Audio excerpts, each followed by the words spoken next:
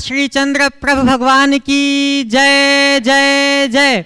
देवाधिदेव 1008 श्री वर्धमान महावीर स्वामी भगवान की। परम पूज्य प्रातः स्मरणीय संत शिरोमणि आचार्य गुरुवर श्री विद्यासागर जी महाराज की। परम पूज्य गुणायतन प्रणेता प्रखर वक्ता भावना योग प्रवर्तक मुनि श्री प्रमाण सागर जी महाराज की। परम पूज्य मुनि श्री निर्वेक सागर जी महाराज की। परम पूज्य मुनि श्री शीतल सागर जी महाराज की। शंका समाधान के आज के इस सत्र में आप सभी का हार्दिक हार्दिक अभिनंदन। इससे पहले कि हम आज के सत्र की गतिविधियां प्रारंभ करें, सर्वप्रथम पूज्य गुरुवर के चरणों में नमोस्तु अर्पित करके अपने जीवन की उन्नति सुनिश्चित करते हैं और स्वयं को सकारात्मक ऊर्जा से आविर्भूत करते हैं। सभी लोग हाथ जोड़ें, मस्तक झुकाएं और मेरे साथ बोलें, हे गुरुदेव नमोस्तु नमोस्तु नमोस्तु। धर्म और विज्ञान का जो हो गया है गठबंधन, उसका ही फल हमें दिख रहा। अद्भुत रचना गुणायतन। बंधुओं, पूज्य आचार्य गुरुवर के पावन आशीर्वाद से और परम पूज्य गुरुवर के पावन मार्गदर्शन और प्रेरणा से निर्मित होने जा रहा गुणायतन वह आयतन होगा जिसके माध्यम से, जिसकी रचना के बाद संपूर्ण आधुनिक साहित्य, जैन साहित्य होगा अलंकृत, जिसको देखने के बाद आपका मन होगा झंकृत, जीवन होगा परिष्कृत और चेतन होगी चमत्कृत। ऐसे इस गुणायतन में आप सभी लोग अपने जीवन का श्रेष्ठतम लगा के अपने जीवन को सर्वोत्कृष्टता प्रदान करें। आज भी कुछ लोग गुणायतन से संबद्ध हुए हैं। मैं उन सभी के नामों का उच्चारण कर रहा हूं और ये अपेक्षा रखूंगा कि आप सभी लोग करतल ध्वनियों से उन सबको प्रोत्साहित अवश्य करेंगे। स्वर्ण दान के रूप में जुड़े हैं श्री मोहिनी देवी प्रभुदयाल जी रारा दिल्ली से। वे अगर यहाँ उपस्थित हैं तो वे आए और पूज्य गुरुदेव के चरणों में नमोस्तु अर्पित करें। महावीर प्रसाद जी शांति देवी अजमेरा गुवाहाटी से। सौभाग्यवती मंगलाबेन नवनीत लाल जैन परोला से। श्रीमती पुष्पा सुशील जैन भोपाल से। श्रीमती सीमा सुरेंद्र जैन भोपाल से। श्रीमान शरद सुलेखा प्रियांक निधि जैन जबलपुर से। निर्माण निधि के रूप में जुड़े हैं श्री दिलीप कुमार श्रीमती प्रमोद जैन, श्री राहुल जैन श्रीमती अंकिता जैन हुगली से। निर्माण मित्र के रूप में जुड़े हैं श्री महावीर प्रसाद श्रीमती शांति देवी अजमेरा, श्री संजय जी श्रीमती सीमा जी विधि दिव्यांश अजमेरा गुवाहाटी से। वे अगर यहाँ उपस्थित हैं तो यहाँ पूज्य गुरुदेव के चरणों में आए और नमोस्तु अर्पित करें। शीघ्रता कीजिएगा। सूत्रधार के रूप में जुड़े हैं श्रीमती दयाल बहन सुरेंद्र कुमार जैन विजेता प्रदेशल जैन नीव ध्वनि जैन अहमदाबाद से। शीघ्रता कीजिएगा। सभी लोग करतल ध्वनियों से इन सबको प्रोत्साहित अवश्य करें। इनके सम्मान के लिए मैं आमंत्रित करूंगा श्रीमान एनएलजी जैन कोषाध्यक्ष गुणायतन। सूत्रधार के रूप में जुड़ के जिन्होंने अपने जीवन को स्वर्णिम बनाने के लिए सूत्रपात किया है श्री सुशीलाबाई जैन, श्री पवन जैन झारवाटे परिवार, शुभम सत्यम सचिन जैन ललितपुर से। वे आए और पूज्य गुरुदेव के चरणों में नमोस्तु अर्पित करके अपने जीवन को धन्य करें। और इनके सम्मान के लिए मैं आमंत्रित करूंगा श्रीमान एनसीजी जैन कार्याध्यक्ष गुणायतन।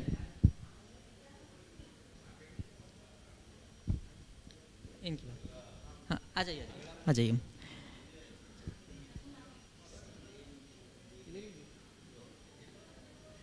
सूत्रधार के रूप में ही जुड़े हैं श्रीमती लीला जैन, श्री पवन जी, अजय जी, अजित जी, अरविंद जी जैन जयपुर से।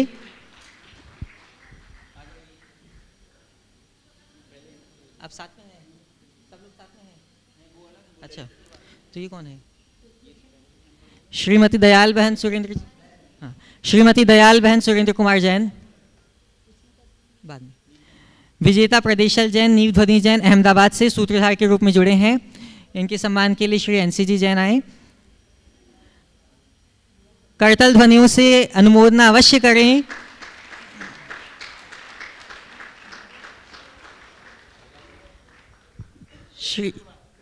ललितपुर वाले परिवार से श्री पवन जी जैन, झारवाटे परिवार, शुभम, सत्यम, सचिन जैन, सुशीला बाई जैन, वे भी आए और इनके सम्मान के लिए मैं आमंत्रित करूंगा श्रीमान सिद्धार्थ जी कासलीवाल गुणायतन से। सूत्रधार के रूप में ही जो जुड़े हैं श्रीमती लीला जैन, श्री पवन जी, अजय जी, अजित जी, अरविंद जी जैन जयपुर से, वे अगर यहाँ उपस्थित हैं तो आएं और पूज्य गुरुदेव के चरणों में नमोस्तु अर्पित करें।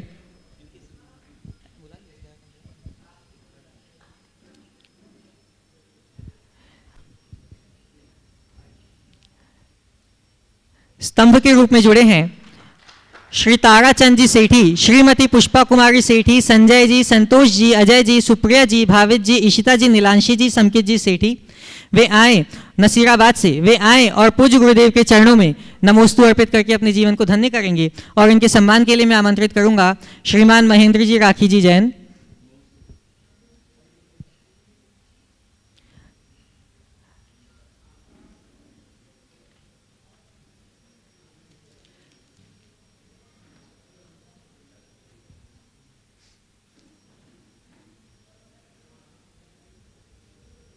करतल ध्वनियों से इनका सम्मान अवश्य करें।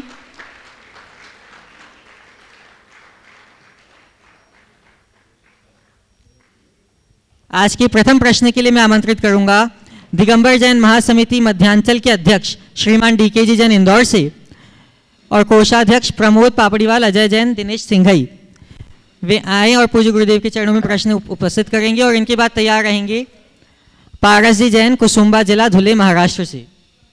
नमस्तु गुरुदेव के पावन चरणों में नमस्तु करते हैं।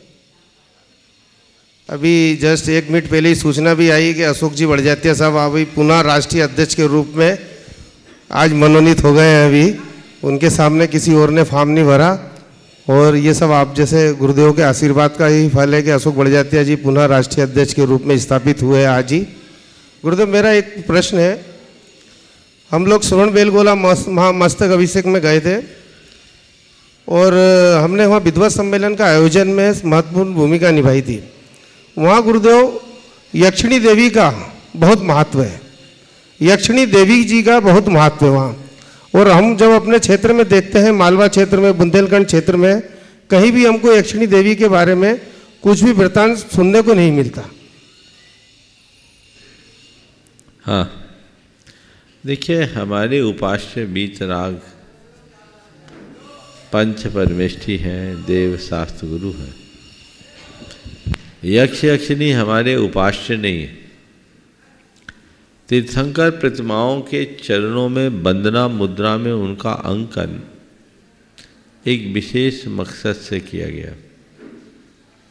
जिस काल में बहुदेवतावाद का प्रचार हुआ और लोगों ने देवी देवताओं को ज़्यादा पूजना शुरू कर दिया, तो उनसे बचने के लिए जैनों ने एक बहुत अच्छी तरकीब निकाली कि यक्ष और यक्षिणी के रूप में तीर्थंकर भगवंतों के चरणों में इन्हें बंदित करा दिया, वंदना मुद्रा में अंकित करा दिया और एक संदेश दिया कि मनुष्य का स्थान इन देवी देवताओं से ऊपर है।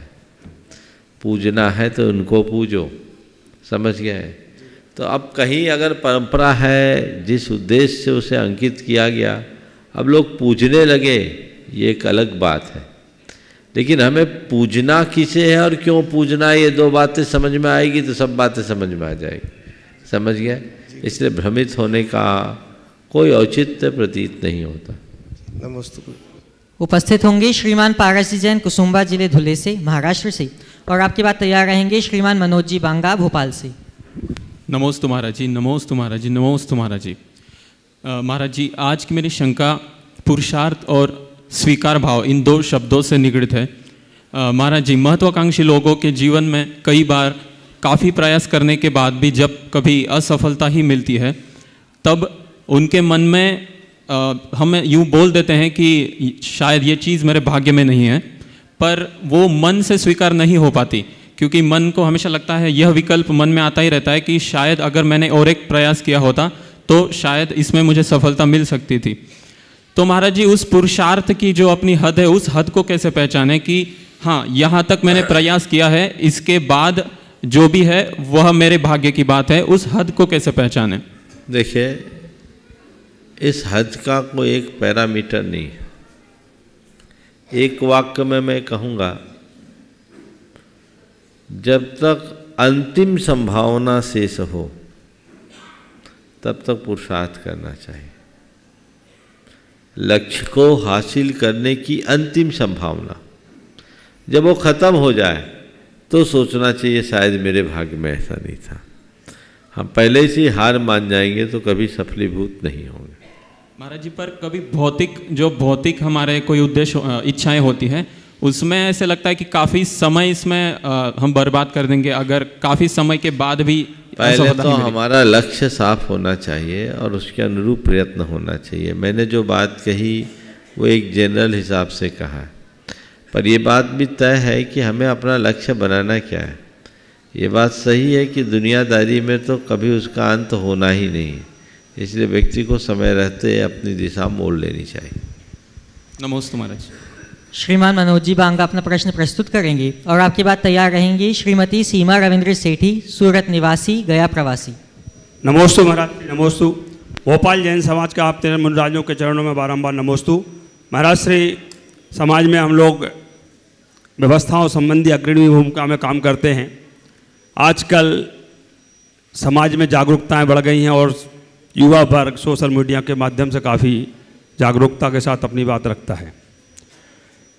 इसी अभी चूँकि कुछ घटनाक्रम अभी सम्मेद शिखर को लेकर के बीच में हुआ था और समाज ने अपनी बातें रखी, लेकिन सोशल मीडिया के कारण हमको ये लगा कि व्यवस्था बनने की जगह उस व्यवस्था में कुछ हम लोगों को परेशानियाँ ज़्यादा हो गई। तो आपसे निवेदन है कि हम सबको और समाज को मार्गदर्शन देने की कृपा करें। नमस्ते। देखिए, समाज में जागरूकता बहुत अच्छी बात है, जागरूक होना चाहिए। मीडिया में भी अवेयरनेस होना चाहिए, लेकिन तथ्यों को जानकर कई बार लोग सोशल मीडिया का इस्तेमाल प्रायः बिना जांच पड़ताल के कर लेते हैं। उससे अर्थ का अनर्थ होता है। कई लोग तो ऐसे भी हैं जो मैसेज को पढ़ते नहीं सीधे फॉरवर्ड कर देते हैं। तो चीज़ों को समझना चाहिए, ज़मीनी वास्तविकता को समझे बिना हम कोई भी चीज़ का सही लाभ नहीं ले सकते। आपने जिस संदर्भ में अभी बात कही, अभी आप लोग सम्मेद शिखर जी में हो, यहाँ कोई दिक्कत दिख रही है क्या? नहीं महाराज, बिल्कुल कोई दिक्कत नहीं। पर पूरी दुनिया में आपके मीडिया ने एक खौफ पैदा कर दिया, तो ये नकारात्मकता फैलती है। ज़मीनी हकीकत को जानकर, तथ्यों से जुड़कर, और न केवल समस्या, अपितु मेरा तो सोचना ये है कि समस्या की जगह समाधान पर ज़्यादा फोकस देना चाहिए। हम लोग समस्याओं में उलझ के रह जाते हैं, समाधान की तरफ नहीं देखते, इसलिए हमारी जो चीज़ें हैं सुलझने की जगह और अधिक उलझ जाती हैं। यदि हम समाधान की तरफ अपनी दृष्टि रखें तो ये सब दुविधाएं बहुत आसानी से दूर हो सकती है। तो कुछ बातों को बहुत संयत ढंग से ही हमें देखना चाहिए। नमोस्तु महाराज जी, नमोस्तु महाराज। श्रीमती सीमा रविंद्र जी सेठी अपना प्रश्न प्रस्तुत करेंगी और आपकी बात तैयार रहेंगे एनएलजी जैन, कोषाध्यक्ष, गुणायतन। महाराज जी के चरणों में शत शत नमन। नमोस्तु नमोस्तु नमोस्तु। महाराज जी, मेरा एक प्रश्न है। मेरा प्रश्न सम्यक दर्शन, सम्यक ज्ञान, सम्यक दर्शन, सम्यक चारित्र से।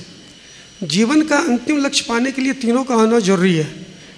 जीवन का अंतिम लक्ष्य पाने के लिए इन तीनों का होना जरूरी है, ऐसा मैं स्वाध्याय में या आप लोग के प्रवचनों में सुनता आ रहा हूँ।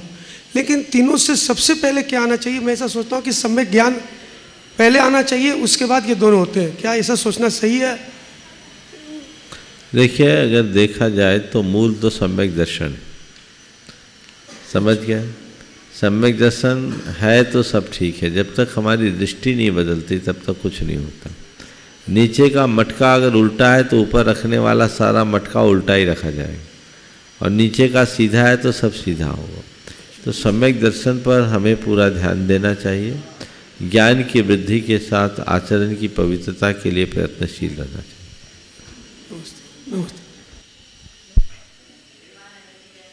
एनएलजी जैन जयपुर से अपना प्रश्न रखेंगे और आपके बाद तैयार रहेंगी श्री महावीर प्रसाद श्रीमती शांति देवी जी, जो निर्माण मित्र के रूप में आज संबद्ध हुए हैं। सभी गुरुओं को सादर नमन वंदन। महाराज श्री, अंक 34 न्यूमरोलॉजी का शोध कब हुआ, कहाँ से हुआ, क्या ये भारत से हुआ या विदेश से? अंक ज्योतिष का मूल स्रोत आपने पूछा है। ये एक प्राचीन विद्या है। ऐसा कुछ लोगों का कहना है कि ये बाहर से आया है, पर हमारे देश में अष्टांग निमित्त है। अष्टांग निमित्तों में स्वर, भौम, अंतरिक्ष आदि आते हैं। मुझे पूरी तरह स्मरण नहीं है, लेकिन जहाँ तक ध्यान है अंक विद्या भी उसमें, ये प्राचीन है। नमोस्तु महाराज श्री। श्री महावीर प्रसाद जी श्रीमती शांति देवी जी अजमेरा गुवाहाटी से, जो आज निर्माण मित्र के रूप में गुणायतन से संबद्ध हुए हैं। और आपकी बात तैयार रहेंगे श्रीमान NC जी जैन, दिल्ली से, गुणायतन कार्याध्यक्ष। सभी महाराज के चरणों में मेरा बारंबार नमोस्तु नमोस्तु नमोस्तु। हे महाराज श्री, मेरा प्रश्न ये है, मैं रोज़ पूजा करती हूँ, पाठ करती हूँ, तो मन में कुछ भी ऐसा नहीं आता कि मैं घर जाके कुछ बोलूँ, तो परंतु मैं जब शास्त्र पढ़ती हूँ 2 लाइन भी मंदिर में, तो आके मैं घर में प्रश्न करती हूँ कि आज मैंने ये पढ़ा, आज मैंने ऐसे किया है। तो ऐसा क्यों कि पाठ करती हूँ तो घर में आके बोलती नहीं हूँ, पूजा करती हूँ तो बोलती भी नहीं हूँ, किंतु शास्त्र पढ़ती हूँ तो पूरा आके घर में बताती हूँ। देखिए, पूजा भगवान से बात करने की बात है, और भगवान की बात तो अपनी निजी बात है, अपने अंदर रखनी चाहिए। और शास्त्र भगवान की बात पढ़ने की बात है, भगवान की बात को फैलाना चाहिए, और भगवान से बात को भगवान तक सीमित रखना चाहिए। समझ गए? जब हम पूजा करते हैं तो भगवान से बात करते हैं, तो उसकी अरे हमने आज पूजा में ये किया क्या बताना, भगवान से जो करना था तो कर लिया। अब भगवान की बात सब तक पहुँचे, इसलिए शास्त्र पढ़ो, उसे फैला। नमोस्तु महाराज श्री, नमोस्तु नमो। श्रीमान NC जी जैन अपना प्रश्न प्रस्तुत करेंगे। मॉडल टाउन और दिल्ली जैन समाज का 3 बार नमोस्तु। गुरुवर, आज के ये पूंजीवाद के युग में और कंज्यूरिज्म के युग में असल में क्या हो रहा है कि ज़रूरत के हिसाब से बाजार हो वो तो समझ में आता है, लेकिन आजकल सारी बड़ी कंपनियां, विदेशी कंपनियों ने बाजार के हिसाब से ज़रूरतों को पैदा कर दिया है। जहाँ तक ज़रूरत के हिसाब से सामान खरीदना समझ में आता है, लेकिन बाजार के हिसाब से हम अपनी ज़रूरतें बढ़ाने लग गए हैं, और रोज़ नए उत्पाद बाज़ार में आते हैं, बिना उनकी गुणवत्ता देखे, हम एडवर्टाइजमेंट देख के या एक दूसरे घरों में वो चीज़ देख के उनके पीछे लग जाते हैं, हमें उसकी आवश्यकता है या नहीं है। तो ये ज़रूरत के हिसाब से बाज़ार कैसे वापस पैदा किया जाए, बजाय कि बाज़ार के हिसाब से जो ज़रूरत हो रही है। ये समस्या तभी सिमटेगी जब हम तीर्थंकर भगवंतों के द्वारा उपदिष्ट मार्ग का अनुकरण करेंगे। कंज्यूमरिज्म को बढ़ावा देने वाले जो कारक हैं उनसे बचना है, और इसके लिए हमारे तीर्थंकर भगवंतों ने बहुत पहले कहा, मनोज्ञा मनोगेंद्रिय विषय रागत देश वर्जनानी पंच है। अपने ज़रूरतों के अनुरूप चीज़ों को लो, चीज़ें तुम्हारी ज़रूरत न बन जाए। और उससे बचने के लिए एक ही उपाय है, मनोज्ञ और अमनोज्ञ, अनुकूल और प्रतिकूल वस्तुओं के प्रति राग देश छोड़ो। दूसरे शब्दों में कहूँ तो उपभोक्तावाद से बचने के लिए अध्यात्मवाद को बढ़ाना जरूरी है। जब तक हम अध्यात्मवाद को आगे नहीं बढ़ाते, तब तक उपभोक्तावाद की इस अंधी दौड़ से अपने आप को नहीं बचा सकते। आज तो यही हो रहा है, सब कुछ विज्ञापन का युग है। चीज़ों की ज़रूरत हो या ना हो, लेकिन भाग दौड़ जारी है। और कभी कभी तो ऐसा विचित्र हाल हो जाता है कि पूछो मत। एक बड़ा पुराना किस्सा याद आ गया, सुना दूँ? सुना दीजिए। एक आदमी सपने में मरा, और सपने में मरा तो यमलोक पहुंचा, उसका लेखा जोखा देखा गया, पुण्य पाप बराबर था। अब सब चक्कर में पड़ गए वहाँ के यमलोक के जितने अधिकारी थे कि इनको कहाँ भेजें। तो एक ने कहा एक काम करो, इसी से पूछ लो तुम कहाँ जाना पसंद करोगे, स्वर्ग में कि नरक में। बोले जब तक दोनों जगह देखूंगा नहीं मैं क्या करूँगा, जाओ विजिट कराओ। वो पहले स्वर्ग गया, देखता क्या है स्वर्ग में सब अपने में है, कोई पूजा कर रहा है, कोई भक्ति कर रहा है, कोई माला फेर रहा है, कोई प्रार्थना कर रहा है, सब अपनी ज़िंदगी में। बड़ी नीरस जिंदगी, यहाँ तो किसी को कुछ लेना ही देना नहीं। उसके बाद वो नरक गया। जब नरक गया तो जैसे ही नरक में एंट्री किया, बड़ा तगड़ा रिसेप्शन हुआ। उसको तो विस्की और डिस्को ठेक के साथ उसका स्वागत हुआ। उसने कहा हद हो गई, व्यर्थ में पंडितों ने नरक को बदनाम कर रखा है, जिंदगी का असली मजा तो यही है। वो अभिभूत हो गया, लौट कर आया। पूछा बोलो कहाँ जाना चाहते हो? बोले मुझे नरक भेज दो। बोले नरक जाना चाहते हो? सोच लो। हाँ सोच लिया, देख लिया, कुछ नहीं रखा तुम्हारे स्वर्ग में। बस क्या था, उसको नरक शिफ्ट कर दिया गया। और जैसे ही वो नरक गया तो वो रौद्र रूप, मार काट चालू, घबरा गया, ये क्या? उसने नरक के अधिकारी से पूछा, हद हो गई, अभी मैं जो देख कर गया वो नरक कुछ और था और अभी जो देख रहा हूँ वो नरक कुछ और है। तो उसने कहा जनाब वो नरक का विज्ञापन था, ये असली नरक है। समझ गए ना? तो ये चीजें हैं जो भटकाने वाली है। तो जो मनोज्ञा मनोगेंद्रिय विषय रागत देश वर्जनानी पंच ये सूत्र है, वो हमें उसी अध्यात्म की ओर मोड़ता है जहाँ हम अपनी आकांक्षाओं को भी नियंत्रित कर सकते हैं। तो ज़रूरतें तो अपने आप नियंत्रित होगी। आज ज़रूरत उसी की है, क्योंकि उपभोक्तावाद एक अंधी दौड़ में दौड़ने जैसा है और अध्यात्मवाद अपने गंतव्य तक पहुँचने का सरल सुगम मार्ग जैसा है। नमस्ते गुरु। ब्रह्मचारी अमोल भैया जी अपना प्रश्न उपस्थित करेंगे और आपके बाद तैयार रहेंगे श्रीमती गीतांजलि विजय कुमार उपाध्याय महाराष्ट्र से।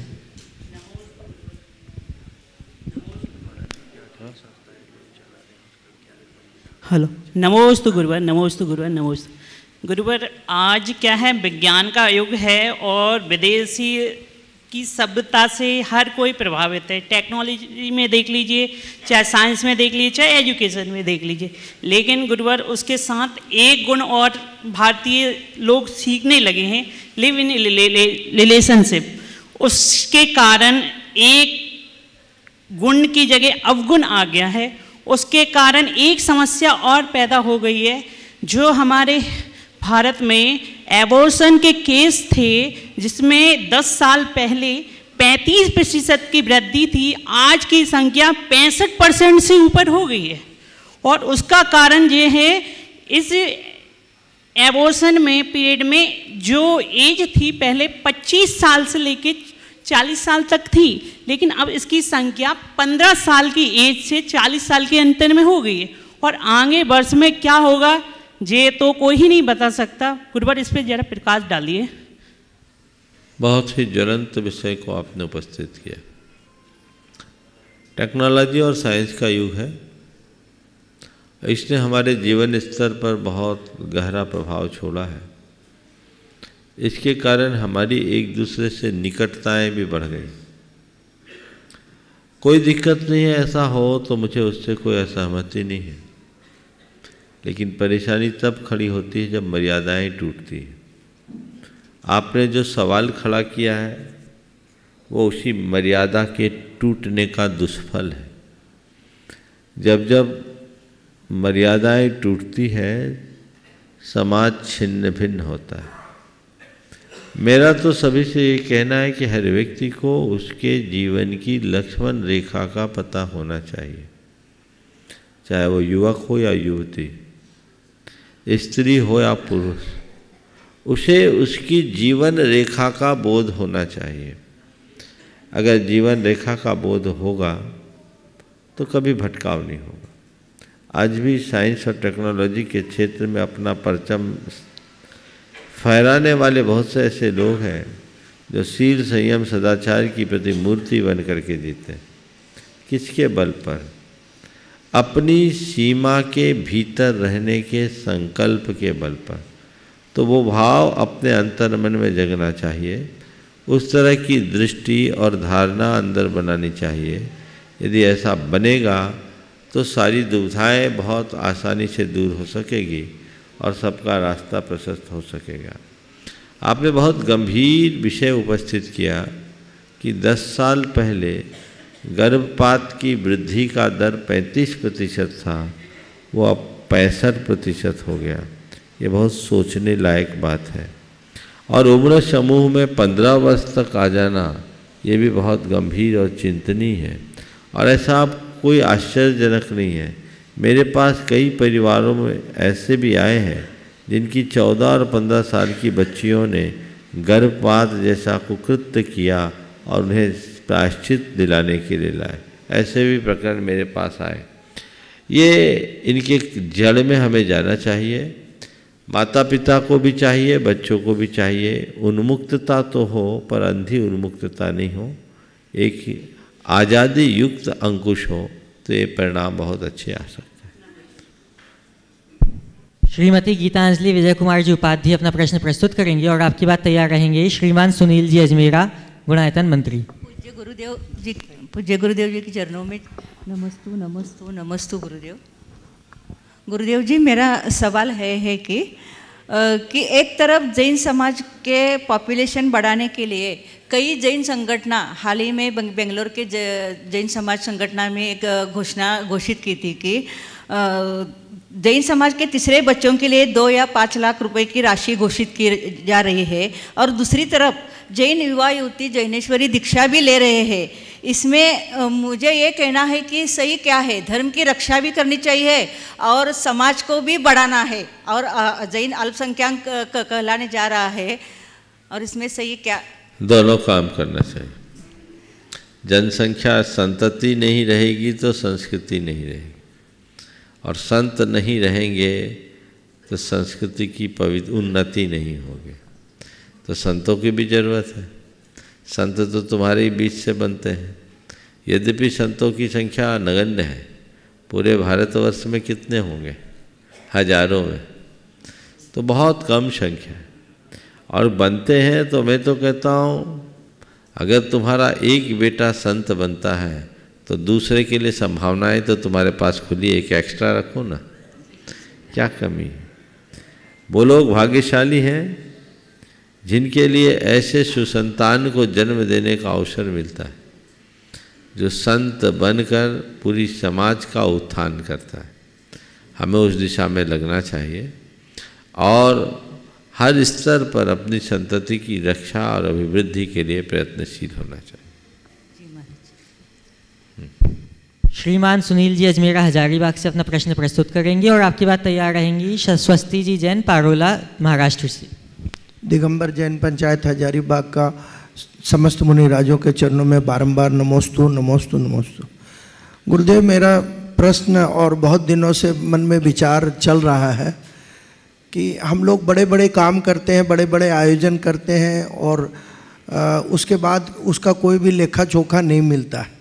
हम लोग बहुत सब लोगों से बात भी करते हैं कि भाई इतना बड़ा इवेंट हुआ, लाखों करोड़ों रुपए खर्च हुए, तो इसका हिसाब किताब लेखा जोखा होना चाहिए। और ये परिपाटी बहुत तेज़ी से फैलती जा रही है और इसमें अब हमारे समाज के लोग बहुत बुरी तरह से ठगे भी जा रहे हैं। हम लोग तो भावना में रहते हैं, दान देते हैं कि चलो धर्म का काम कर रहे हैं, लेकिन वो धर्म का काम का लेखा जोखा भी मिलना चाहिए कि मेरे द्वारा दिया गया दान किस काम में लगा। देखिए, समाज के कोई भी कार्य समाज के दान से ही संपन्न होते हैं। अच्छे कार्यों के लिए समाज का सदैव उत्साह रहता है और उत्साह रहना भी चाहिए। लेकिन जिनके हाथ में दायित्व है उनको समाज के भरोसे पर खरा उतरना चाहिए। उसके लिए पारदर्शिता होनी चाहिए। जब तक पारदर्शिता न हो तब तक दान के सदुपयोग की सुनिश्चितता नहीं कही जा सकती। विधिवत सारी व्यवस्थाएं हों और उस व्यवस्था के तहत काम करें। एक बार एक व्यक्ति ने बताया, कहीं प्रेरित होकर एक व्यक्ति ने एक जगह दान दिया। दान देने के बाद उसकी रसीद कहीं उसको मिली नहीं। अब पता लगा वो पैसा ही आउट ऑफ रिकॉर्ड हो गया।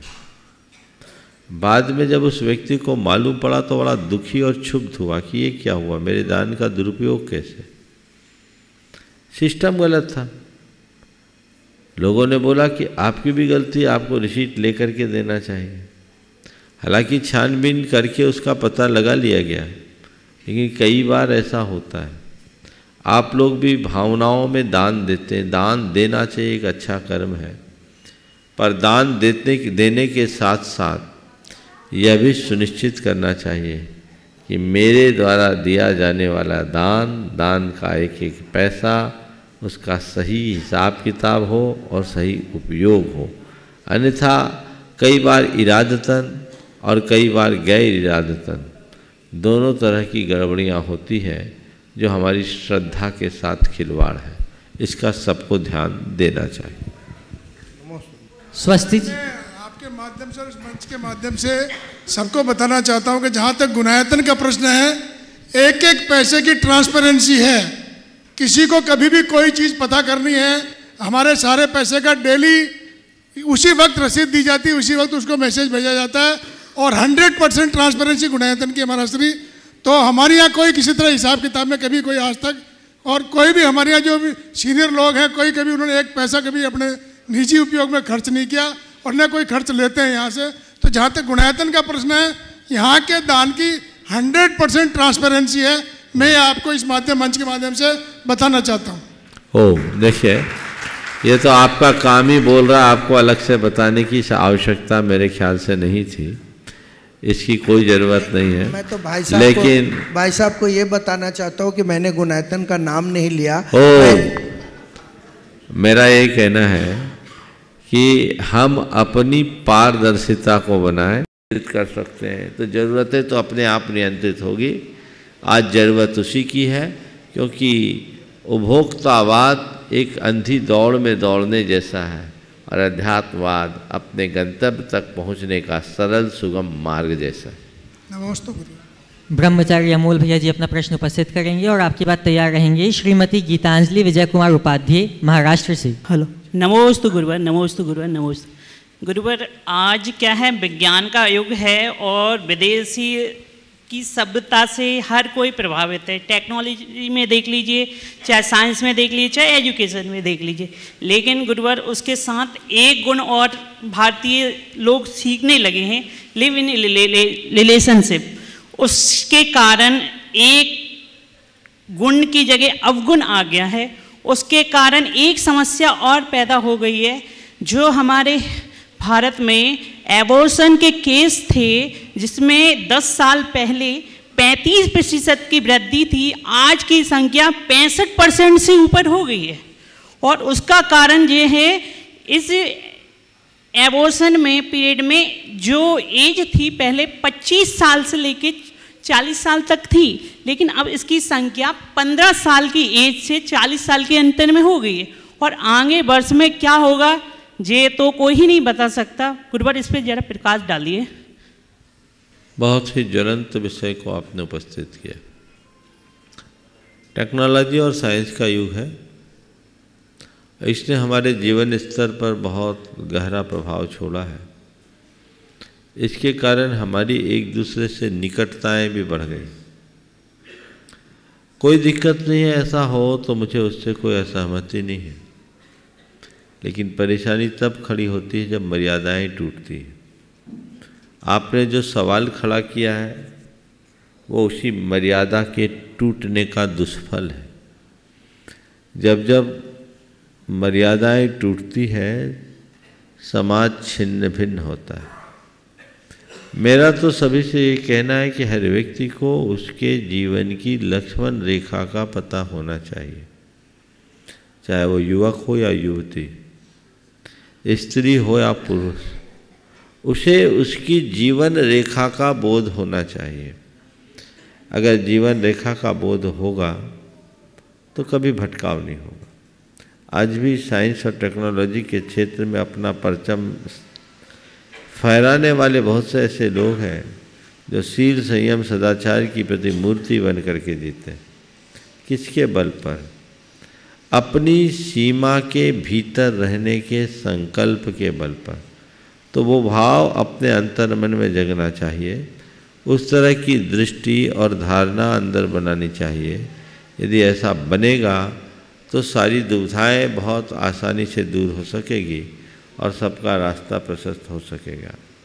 आपने बहुत गंभीर विषय उपस्थित किया कि 10 साल पहले गर्भपात की वृद्धि का दर 35% था, वो अब 65% हो गया। ये बहुत सोचने लायक बात है। और उम्र समूह में 15 वर्ष तक आ जाना ये भी बहुत गंभीर और चिंतनीय है। और ऐसा अब कोई आश्चर्यजनक नहीं है। मेरे पास कई परिवारों में ऐसे भी आए हैं जिनकी 14 और 15 साल की बच्चियों ने गर्भपात जैसा कुकृत्य किया और उन्हें प्रायश्चित दिलाने के लिए लाए। ऐसे भी प्रकरण मेरे पास आए। ये इनके जड़ में हमें जाना चाहिए। माता पिता को भी चाहिए, बच्चों को भी चाहिए। उन्मुक्तता तो हो पर अंधी उन्मुक्तता नहीं हो, एक आज़ादी युक्त अंकुश हो, तो ये परिणाम बहुत अच्छे आ सकते हैं। श्रीमती गीतांजलि विजय कुमार जी उपाध्याय अपना प्रश्न प्रस्तुत करेंगे और आपकी बात तैयार रहेंगे श्रीमान सुनील जी अजमेरा, गुणायतन मंत्री। पूज्य गुरुदेव जी के चरणों में नमस्तु नमस्तु नमस्तु गुरुदेव। गुरुदेव जी, मेरा सवाल है कि एक तरफ जैन समाज के पॉपुलेशन बढ़ाने के लिए कई जैन संगठना हाल ही में बेंगलोर के जैन समाज संगठना में एक घोषित की थी कि जैन समाज के तीसरे बच्चों के लिए 2 या 5 लाख रुपए की राशि घोषित की जा रही है। और दूसरी तरफ जैन युवा युवती जैनेश्वरी दीक्षा भी ले रहे हैं। इसमें मुझे ये कहना है कि सही क्या है? धर्म की रक्षा भी करनी चाहिए और समाज को भी बढ़ाना है, और जैन अल्पसंख्यक कहलाने जा रहा है, और इसमें सही क्या? दोनों काम करना चाहिए। जनसंख्या संतति नहीं रहेगी तो संस्कृति नहीं रहेगी, और संत नहीं रहेंगे तो संस्कृति की पवित्र उन्नति नहीं होगी। तो संतों की भी ज़रूरत है। संत तो तुम्हारे ही बीच से बनते हैं। यद्यपि संतों की संख्या नगण्य है, पूरे भारतवर्ष में कितने होंगे? हजारों में, तो बहुत कम संख्या है। और बनते हैं तो मैं तो कहता हूँ, अगर तुम्हारा एक बेटा संत बनता है तो दूसरे के लिए संभावनाएं तो तुम्हारे पास खुली, एक एक्स्ट्रा रखो ना, क्या कमी है? वो लोग भाग्यशाली हैं जिनके लिए ऐसे सुसंतान को जन्म देने का अवसर मिलता है, जो संत बनकर पूरी समाज का उत्थान करता है। हमें उस दिशा में लगना चाहिए और हर स्तर पर अपनी संतति की रक्षा और अभिवृद्धि के लिए प्रयत्नशील होना चाहिए। श्रीमान सुनील जी अजमेरा हजारीबाग से अपना प्रश्न प्रस्तुत करेंगे और आपकी बात तैयार रहेंगी स्वस्ति जी जैन, पारोला, महाराष्ट्र से। दिगंबर जैन पंचायत हजारीबाग का समस्त मुनि राजों के चरणों में बारंबार नमोस्तु नमोस्तु नमोस्तु। गुरुदेव, मेरा प्रश्न और बहुत दिनों से मन में विचार चल रहा है कि हम लोग बड़े बड़े काम करते हैं, बड़े बड़े आयोजन करते हैं और उसके बाद उसका कोई भी लेखा जोखा नहीं मिलता है। हम लोग बहुत सब लोगों से बात भी करते हैं कि भाई इतना बड़ा इवेंट हुआ, लाखों करोड़ों रुपए खर्च हुए, तो इसका हिसाब किताब लेखा जोखा होना चाहिए। और ये परिपाटी ये बहुत तेज़ी से फैलती जा रही है और इसमें अब हमारे समाज के लोग बहुत बुरी तरह से ठगे भी जा रहे हैं। हम लोग तो भावना में रहते हैं, दान देते हैं कि चलो धर्म का काम कर रहे हैं, लेकिन वो धर्म का काम का लेखा जोखा भी मिलना चाहिए कि मेरे द्वारा दिया गया दान किस काम में लगा। देखिए, समाज के कोई भी कार्य समाज के दान से ही संपन्न होते हैं। अच्छे कार्यों के लिए समाज का सदैव उत्साह रहता है और उत्साह रहना भी चाहिए। लेकिन जिनके हाथ में दायित्व है उनको समाज के भरोसे पर खरा उतरना चाहिए। उसके लिए पारदर्शिता होनी चाहिए। जब तक पारदर्शिता न हो तब तक दान के सदुपयोग की सुनिश्चितता नहीं कही जा सकती। विधिवत सारी व्यवस्थाएं हों और उस व्यवस्था के तहत काम करें। एक बार एक व्यक्ति ने बताया, कहीं प्रेरित होकर एक व्यक्ति ने एक जगह दान दिया। दान देने के बाद उसकी रसीद कहीं उसको मिली नहीं। अब पता लगा वो पैसा ही आउट ऑफ रिकॉर्ड हो गया। बाद में जब उस व्यक्ति को मालूम पड़ा तो बड़ा दुखी और क्षुब्ध हुआ कि ये क्या हुआ, मेरे दान का दुरुपयोग कैसे। सिस्टम गलत था। लोगों ने बोला कि आपकी भी गलती, आपको रिसीट लेकर के देना चाहिए। हालांकि छानबीन करके उसका पता लगा लिया गया, लेकिन कई बार ऐसा होता है। आप लोग भी भावनाओं में दान देते हैं। दान देना चाहिए, एक अच्छा कर्म है, पर दान देने के साथ साथ यह भी सुनिश्चित करना चाहिए कि मेरे द्वारा दिया जाने वाला दान का एक एक पैसा उसका सही हिसाब किताब हो और सही उपयोग हो। अन्यथा कई बार इरादतन और कई बार गैर इरादतन दोनों तरह की गड़बड़ियाँ होती हैं, जो हमारी श्रद्धा के साथ खिलवाड़ है। इसका सबको ध्यान देना चाहिए। मंच के माध्यम से सबको बताना चाहता हूँ कि जहाँ तक गुणायतन का प्रश्न है, एक एक पैसे की ट्रांसपेरेंसी है।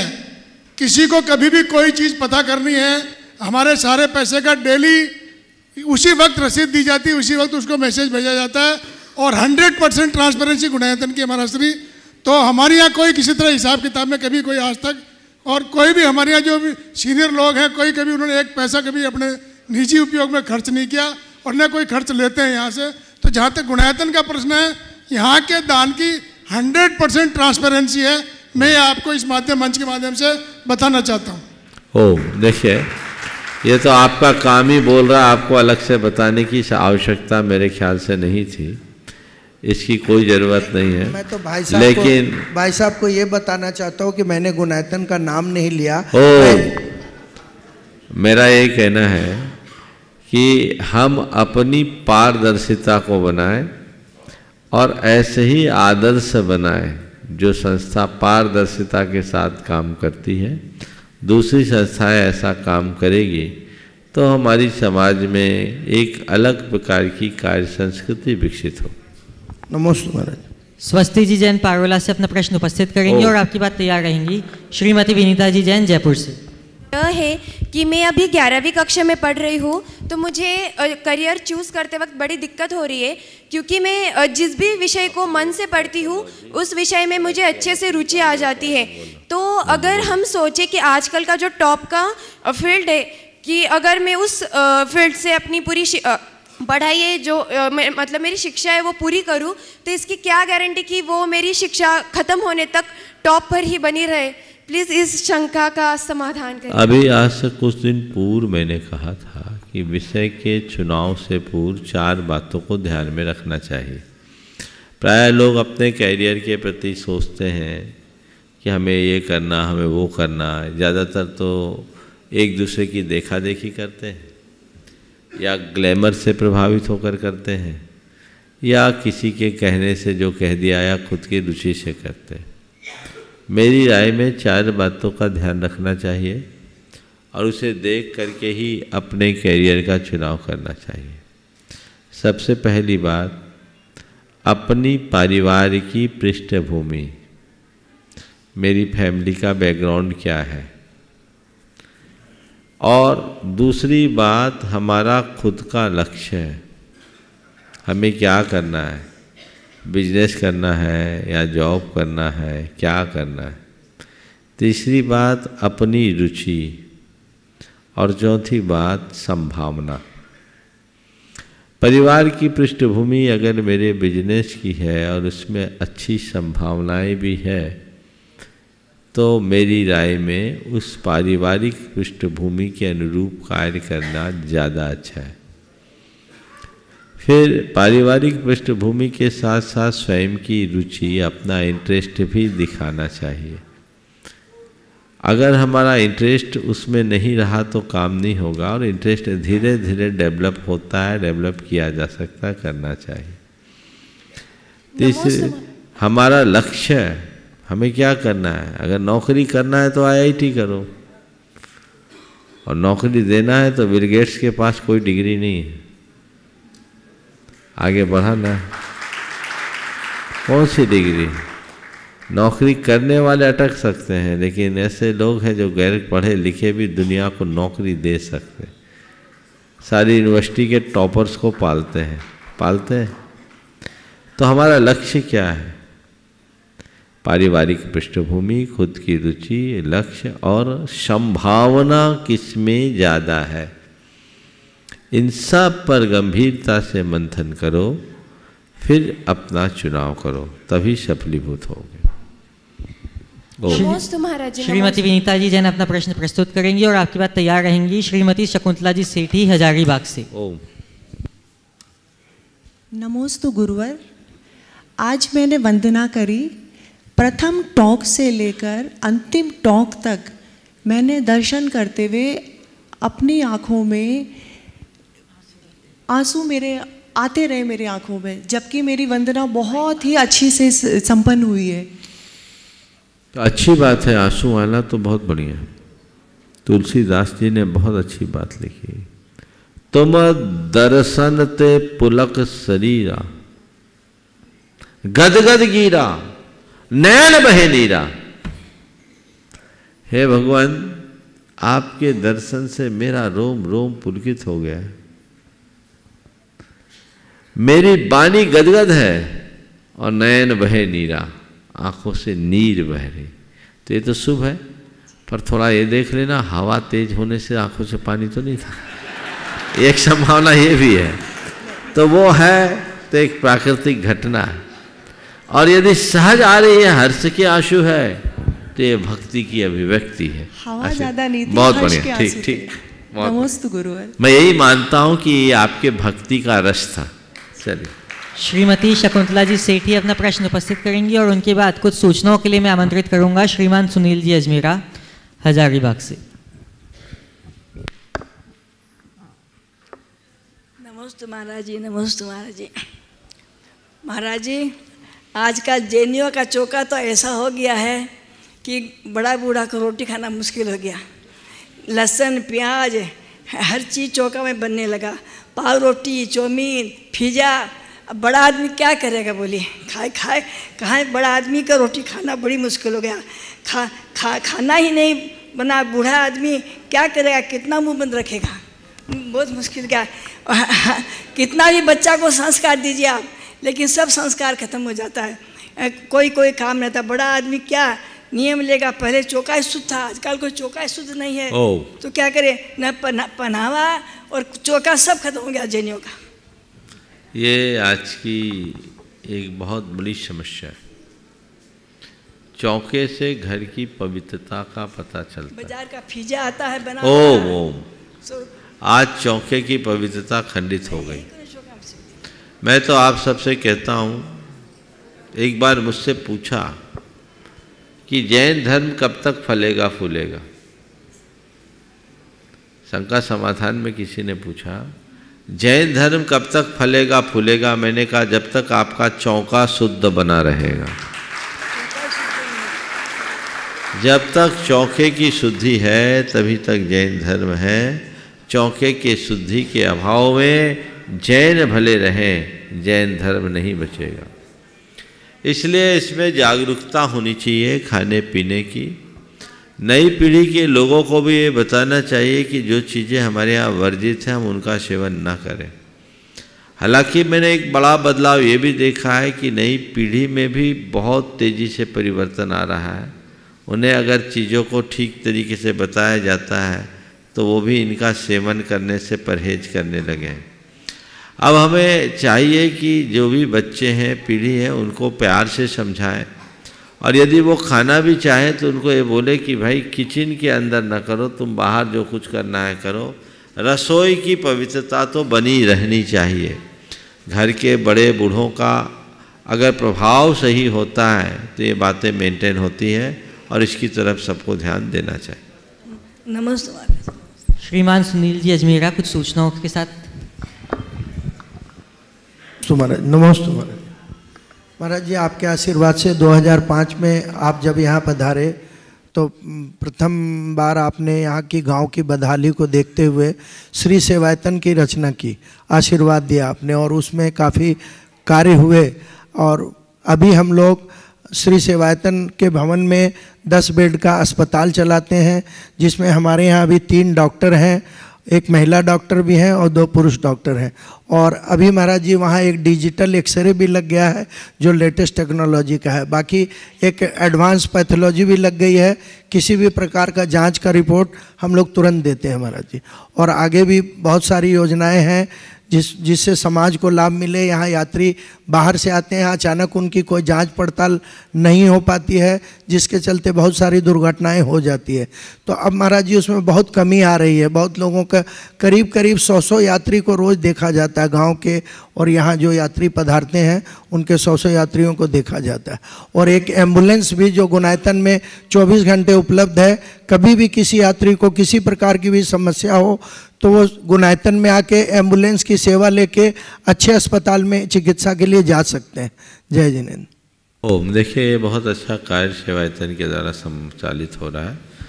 1 जनवरी 2007 से निरंतर सेवायतन अपने द्वारा अपनी सेवाएं दे रहा है, और बहुत सारे अच्छे कार्य सेवायतन के द्वारा संपादित किए जाते रहे। अभी जो सेवायतन के आरोग्य केंद्र की चर्चा की गई है वो बहुत उत्तम है। वहाँ जो 10 बेड का एक चिकित्सा परामर्श केंद्र अस्पताल, और उसके साथ साथ वहाँ एक जांच, वो पैथोलॉजी जांच, और अब जो एक्सरे, डिजिटल एक्सरे की सुविधा हो गई है। समाज को इसका लाभ उठाना चाहिए। एम्बुलेंस की भी सुविधा है ही। हमें यहाँ जो भी आधारभूत सुविधाएं उसकी पूर्ति करना चाहिए, और ऐसा वातावरण बनाना चाहिए कि समाज में कभी किसी को कोई परेशानी ही ना आए। बहुत बहुत आशीर्वाद। मैं परम पूज्य मुनि श्री शीतल सागर जी महाराज के चरणों में सविनय नमोस्तुपूर्वक निवेदन करूंगा कि वे अपनी शंका के माध्यम से हम सबको निशंकता प्रदान करें। नमोस्तु महाराज जी। ओम नमः सिद्धेभ्यः।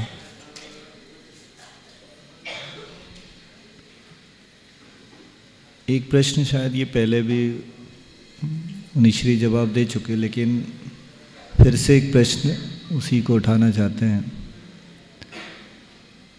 कि कोई भी संस्था होती है, कई प्रकार के स्थान हैं, वहाँ पर एक ड्रेस कोड होता है। ड्रेस कोड मतलब कि हम क्या वस्त्र पहन के वहाँ जाएं। लेकिन एक जैन मंदिर ऐसी स्थान देखा मैं जहाँ पर कोई ड्रेस कोड नहीं, और उल्टा एक फैशन परेड जैसी गंध आती है कि लोग अपना अपना प्रदर्शन करने के हिसाब से मंदिरों में आ रहे हैं। तो उस बारे में आप कुछ कह सकते? बहुत ही अच्छी बात महाराज जी ने कही। ड्रेस कोड का जहाँ तक सवाल है, ऐसा होना चाहिए, और ये लोगों को खुद की प्रेरणा से होनी चाहिए। जिन मंदिर में हम जाते हैं तो अपने मन को पवित्र बनाने के लिए जाते हैं, और वहाँ जा कर के यदि हम खुद पवित्रता का उल्लंघन करें तो अपने आप में कुछ भी हासिल नहीं कर पाएंगे। इसलिए बहुत शालीनता के साथ मंदिर में जाना चाहिए। आजकल सब चीज़ें खुल गई है, एकदम कुछ नहीं है। लोगों की जीवन शैली बदली है। क्या पहनना क्या नहीं पहनना ये आपका व्यक्तिगत चुनाव है, लेकिन फिर भी मंदिर में तो आपको कुछ मर्यादाओं का ख्याल रखना ही चाहिए। एक बात मैं आज ज़रूर कहना चाहूँगा, ड्रेस कोड बना के पूरे देश में उसको लागू कराना तो बहुत उत्तम है, लेकिन एक बात कहूँगा, अगर बुरा लगे तो बुरा मत मानना। कम से कम खुले बालों के साथ मंदिर आना तो बंद करो। कैसा फैशन आ गया। आजकल ज़्यादातर स्त्रियां खुले बालों वाली होती हैं। स्त्रियां बाल तभी खोलती थी जब कोई रौद्र संकल्प मन में लेती थी। वो उसकी दिव्यता और पवित्रता का प्रतीक नहीं है। पर अब तो खोल के ही चलते हैं। आप जानिए, आपको जहां जाना है, जैसे करना है करिए, लेकिन एक संकल्प लीजिए कि गुरु के पास जाएंगे, भगवान के पास जाएंगे तो कम से कम वहां हम अपने बाल बांध कर जाएंगे। कर सकते हैं कि नहीं? करना चाहिए कि नहीं? करोगे कि नहीं? इसी तरह वस्त्रादिकों में भी हमें सावधानी रखनी चाहिए। अभी विदेशों में अमेरिका का एक क्लिप आया था जब मैं उदयपुर में था। उसमें लिखा था नो शॉर्ट्स, छोटे कपड़े मंदिरों में नहीं। हम क्या कर रहे हैं? 2 दिन पहले मैंने कहा था कि हर व्यक्ति को अपने मन से सवाल करना चाहिए कि मैं शरीर ढकने के लिए कपड़ा पहन रहा हूं या शरीर दिखाने के लिए? किसके लिए? तन को ढकने के लिए कि तन को दिखाने के लिए? तो कुछ मर्यादाएं होनी चाहिए और इस पर ध्यान देना चाहिए। ये जो परंपरा है, एक प्रकार की कुरीति, आज भी कई धर्म स्थान में लोग सिर ढक करके ही जाते हैं। तो कम से कम इन सब बातों का ध्यान तो होना ही चाहिए। किसी ने बहुत पहले, किसी की 2 पंक्तियां थी, व्यंग्यात्मक पंक्ति है, लेकिन आज सुना देने का मन हो रहा है। सुना दूं? देवियां मंदिर में पहुंची बाल बिखराए हुए। देवियां मंदिर में पहुंची बाल बिखराए हुए, देवता मंदिर से निकले और पुजारी बन गए। क्या है ये? हम जा कहाँ रहे हैं? हमारी दिशा क्या है? हम धर्म स्थल में जा करके भी यदि अपने अंदर की पवित्रता नहीं रख पाए तो हमसे बड़ा अभागा और कोई नहीं होगा। इसलिए आज से एक प्रण लीजिए कि गुरु के पास और भगवान के मंदिर जाएंगे तो हम कम से कम खुले बाल नहीं जाएं।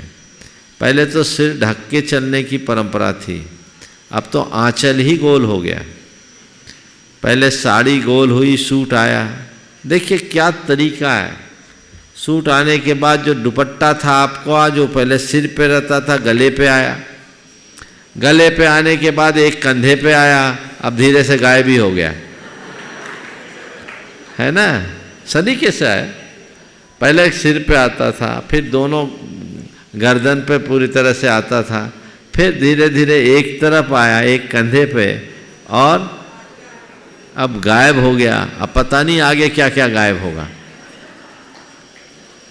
आंचल माथे पे होना चाहिए, जो हमारी लज्जा और मर्यादा का प्रतीक है, उसका पालन तो करना ही चाहिए। मैं परम पूज्य मुनीश्वर निर्विवेक सागर जी महाराज के चरणों में नमोस्तु पूर्वक निवेदन करूंगा कि वे अपने शंका रूपी दीपक से समाधान को प्रकाशित करें। नमोस्तु महाराज जी, नमोस्तु।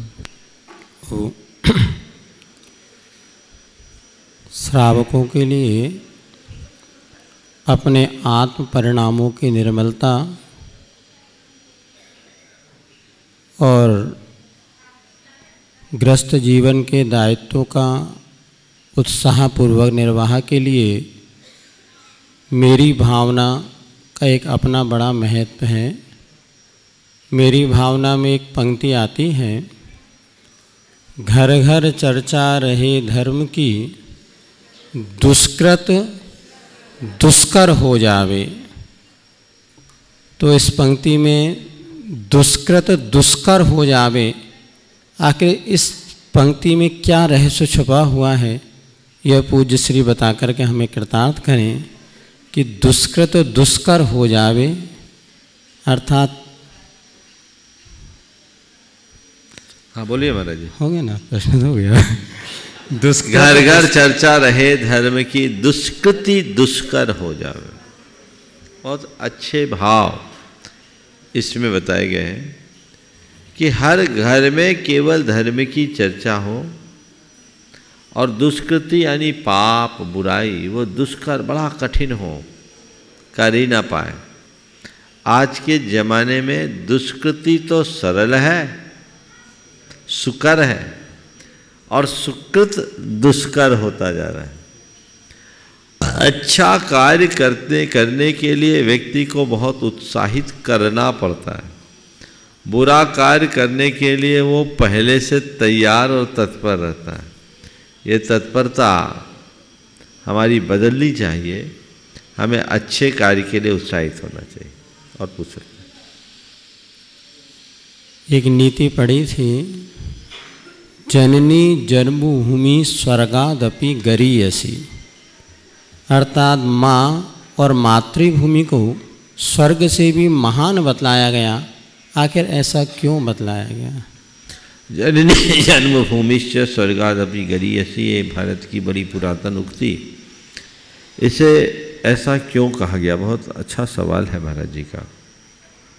क्योंकि जननी जन्मदात्री है और जन्मभूमि जिस भूमि की मिट्टी, पानी और अनाज से हम अपने आप को बढ़ा के, हवा से हम अपने जीवन को आगे बढ़ाएं, इसके प्रति जो हमारा लगाव होता है ये अन्यत्र देखने में नहीं मिलता। इसलिए स्वर्ग में तुम्हें सब कुछ मिल जाएगा, माँ नहीं मिलेगी, और स्वर्ग में तुम्हें सब कुछ मिल जाएगा पर वो भूमि नहीं मिलेगी जिस भूमि में यहाँ तुम पलते बढ़ते हो। क्योंकि स्वर्ग में कोई जनक जननी नहीं होते और स्वर्ग में कोई खेत खलिहान नहीं होते। ये सब चीज़ें यहाँ हैं, इसलिए इसे हम कह सकते हैं जननी जन्मभूमिश्च स्वर्गादपि गरीयसी। समय है? हाँ है, 2 मिनट। सभी गुणों में कृतज्ञता एक गुण माना है और वो कृतज्ञता गुण सर्वश्रेष्ठ माना है। तो आखिर कृतज्ञता गुण कहते किसे हैं और उसे जीवन में कैसे उतारा जा सकता है? बहुत अच्छा सवाल महाराज जी ने उठाया है। कृतज्ञता का मतलब क्या है? अपने प्रति किए गए किसी के उपकार को जीवन भर याद रखना कृतज्ञता कहलाती है। क्योंकि अवसर पर किया गया छोटा सा उपकार भी महान होता है। तो यदि तुम्हारे प्रति कभी किसी ने कोई उपकार किया है तो उसे कभी विस्मृत मत करना। ये कृतज्ञता का गुण है। और उपकारों को भूल जाना कृतज्ञता कहलाती है। कृतज्ञता एक नीच कर्म है और कृतज्ञता एक उदात्त गुण। हमें कृतज्ञ बनकर के जीना चाहिए। नीतिकारों ने लिखा है, और सब पापों का तो फिर भी प्रायश्चित संभव है, पर अभागे कृतघ्नि का कभी उद्धार नहीं होता। क्योंकि उसने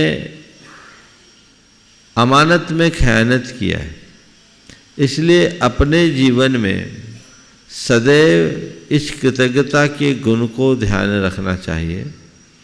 इससे कई लाभ हैं। अगर हमारे हृदय में कृतज्ञता है तो विनम्रता भी आती है और हमारे मन में सामने वाले का बहुमान करने का भाव भी आता है, और हमारे विनम्रता और बहुमानता को देखकर और लोग दूसरों को उपकार करने के लिए उत्साहित भी होते हैं। लेकिन लोग एहसान फरामोश हो जाए तो दूसरे लोगों का मन कभी फिर किसी को सहयोग के लिए तत्पर नहीं होता। इसलिए ऐसा नहीं करना चाहिए। हमेशा हमें एक दूसरे के प्रति कृतज्ञ होने का भाव रखना चाहिए। देखने में उल्टा आता है, लोग दूसरों के बड़े बड़े उपकारों को भूल जाते हैं और खुद के छोटे छोटे उपकार को याद रखते हैं। मैं एक वाक्य में इस बात का समापन करूँगा। दूसरों का स्वयं के प्रति किए गए छोटे से उपकार को भी पत्थर के लकीर के समान अपने हृदय में अंकित रखें। दूसरों के द्वारा स्वयं के प्रति किए गए छोटे से उपकार को भी पत्थर की लकीर की तरह हृदय में अंकित करें और स्वयं के द्वारा दूसरों पर किए जाने वाले बड़े से बड़े उपकार को भी पानी की लकीर की तरह भूल जाए। बस हम उपकार करके भूले, उपकार लेकर नहीं, तभी हम कुछ कर सकेंगे। समय आप सबका हो गया, यहीं पर विराम। बोलिए परम पूज्य आचार्य गुरुवर श्री विद्यासागर जी महाराज, परम पूज्य मुनि श्री प्रमाण सागर जी महाराज की।